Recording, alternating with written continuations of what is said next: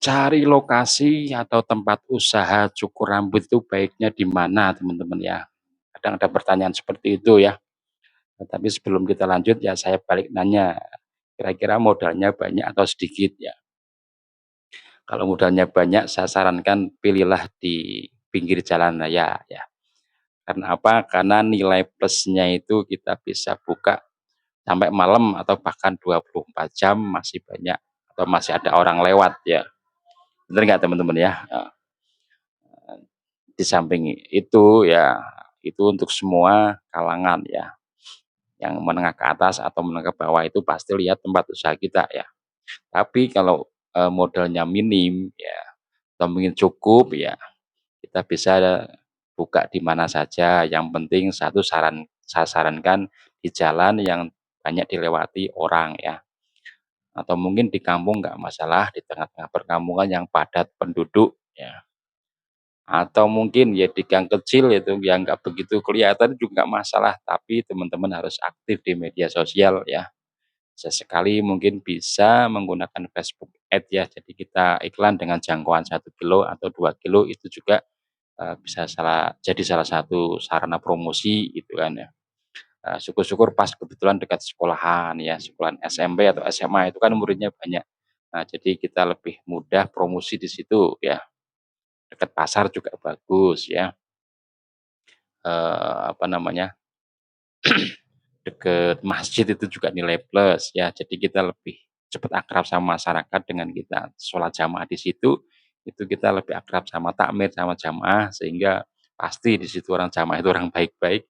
Nah, pasti kalau ada anaknya atau tetangganya mau potong, pasti diarahkan ke tempat syukur kita, seperti itu, gitu ya. Nah, itu kalau seadanya dananya cukup lah ya atau minim, tapi kalau dananya besar ya silakan buka aja di pinggir jalan ya, jalan raya, yang mungkin dekat dengan perumahan atau mungkin dekat dengan kantor-kantor itu nggak masalah. Tapi yang jelas kalau dekat kantor apalagi perkotaan ya pasti nilai, sewanya itu mahal ya, di atas 15 juta sampai 20. Itu di kota kecil, tapi kalau di kota besar pasti mahal sampai 25 juta ya. Tapi kalau perintis ya kayak saya itu dimanapun berada yang penting kita aktif teman-teman ya, dan kita konsisten bukanya, nanti seiringnya jalannya waktu ya, 3 bulan, 4 bulan ya, pasti nanti ada pelanggan ya.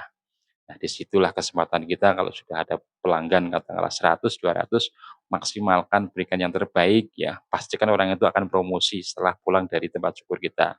"Oh ya di sana itu pelayanannya bagus, ramah ya, orangnya itu santai," seperti dan sebagainya lah nilai plus Anda itu keluarkan di situ.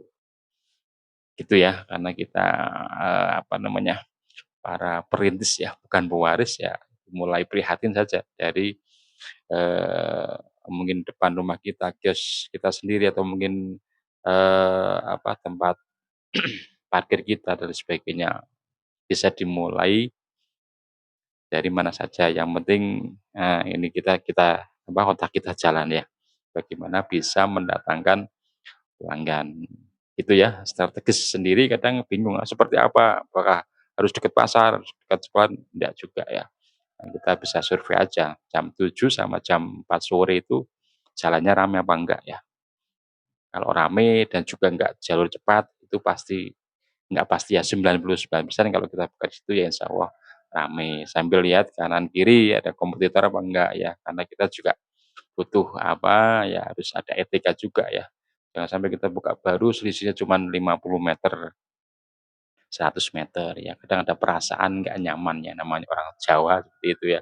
Walaupun rezeki sudah ada takarannya, tapi tetap aja ya ada etika usaha. Gitu teman-teman ya, ini sedikit ya berbagi, pengalaman ya, mudah-mudahan bisa bermanfaat ya.